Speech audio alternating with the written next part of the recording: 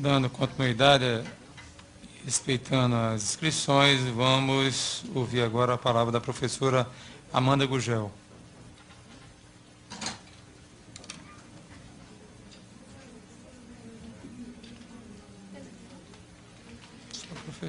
Bom dia a todas e todos. Durante cada fala aqui, eu pensava em como organizar a minha fala, né? Porque, assim, são tantas questões a serem colocadas e tantas angústias, né, do dia a dia, de quem está em sala de aula, de quem está em escola, e eu queria, pelo menos, conseguir sintetizar minimamente essas angústias. Mas também, como as pessoas apresentam muitos números, e como sempre colocam, os números são irrefutáveis, eu gostaria também de apresentar um número para iniciar a minha fala, que é um número composto por 3 algarismos apenas, bem diferente dos outros números que são apresentados aqui com tantos algarismos, que é o número do meu salário, né? Um 9, um 3 e um 0. Meu salário base, R$ 930. E aí eu gostaria de fazer uma pergunta a todas e todos que estão aqui, sim, nível superior, com especialização. Se vocês conseguiriam, mas também respondam só se não ficarem constrangidos, obviamente. Se vocês conseguiriam sobreviver ou manter o padrão de vida que vocês mantêm com este salário? Não conseguiriam. Certamente, esse salário ele não é suficiente para pagar nem a indumentária, né, que os senhores e as senhoras utilizam para poder frequentar esta casa aqui. Não é?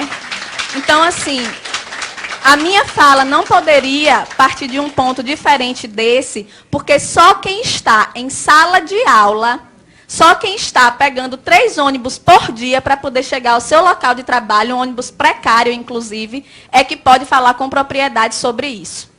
Fora isso, qualquer colocação que seja feita aqui, qualquer consideração que seja feita aqui, é apenas para mascarar uma verdade, que é uma verdade visível a todo mundo, que é o fato de que, em nenhum governo, em nenhum momento que nós tivemos no nosso estado, na nossa cidade, no nosso país, a educação foi uma prioridade. Em nenhum momento. Certo? Então, assim, me preocupa muitíssimo a fala da maioria aqui, inclusive da secretária Betânia Ramalho, com todo respeito, que não vamos falar da situação precária, porque isso todo mundo já sabe. Como assim não vamos falar da situação precária? Gente, nós estamos banalizando isso daí. Estamos aceitando a condição precária da educação como uma fatalidade. Estão me colocando dentro de uma sala de aula com um giz e um quadro para salvar o Brasil, é isso. Salas de aulas superlotadas, com os alunos entrando a cada momento com uma carteira na cabeça, porque não tem carteiras nas salas. Sou eu a redentora do país? Não posso, não tenho condições. Muito menos com o salário que eu recebo. Tá certo? A secretária disse ainda que nós não podemos ser imediatistas, ver apenas a condição imediata. Precisamos pensar a longo prazo, mas a minha necessidade de alimentação é imediata. A minha necessidade de transporte é imediata. A necessidade de Jéssica de ter uma educação de qualidade é imediata. Certo?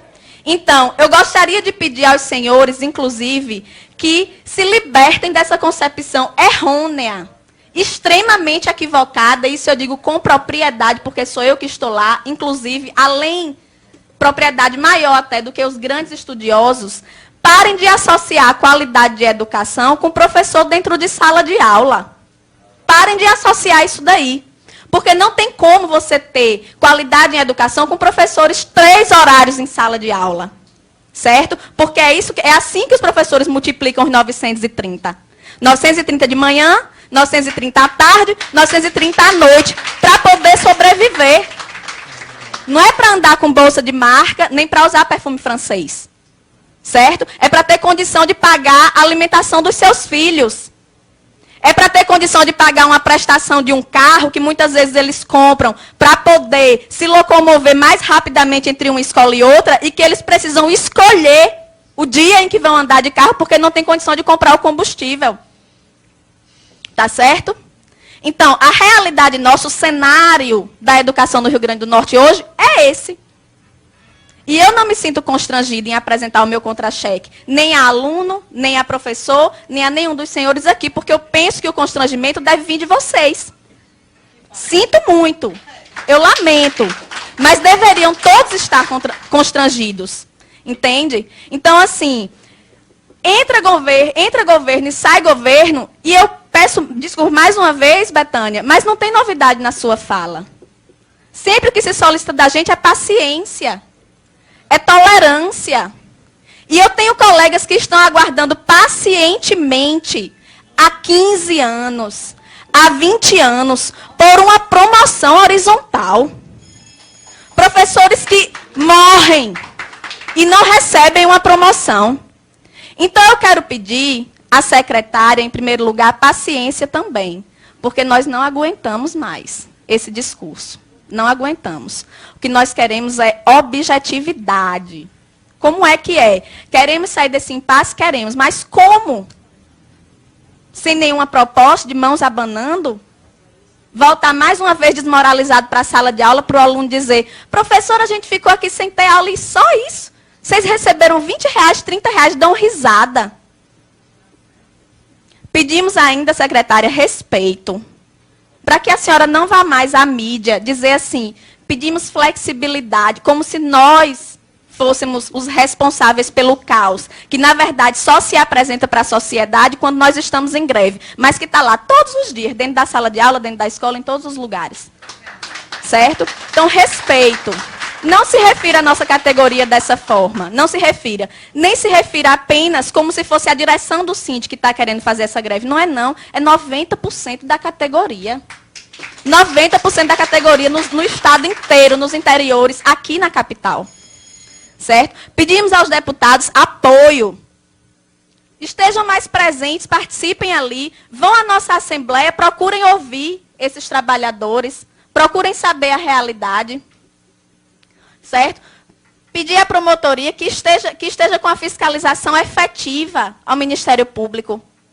Que não seja para dizer, professor não pode comer desse cuscuz não, porque é um cuscuz alegado que a gente come, o cuscuz da merenda, porque a promotoria está para lhe dizer que a merenda é do aluno, não é do professor. Certo? É assim que funciona. Diga-se de passagem, nós não temos recursos para estar nos alimentando diariamente fora de casa. Não temos para isso. Certo? Então, são muitas questões mais complexas, certo? São muitas questões muito complexas que poderiam ser colocadas aqui, mas, infelizmente, o tempo é curto e eu gostaria de solicitar isso. Em nome dos meus colegas que comem o cuscuz alegado, em nome dos meus colegas que pegam 3 ônibus para chegar ao seu local de trabalho, em nome de Jéssica, que está sem assistir aula nesse momento, mas que fica sem assistir aula por muitos outros motivos, por falta de professor, por falta de merenda, certo? É isso que eu quero dizer.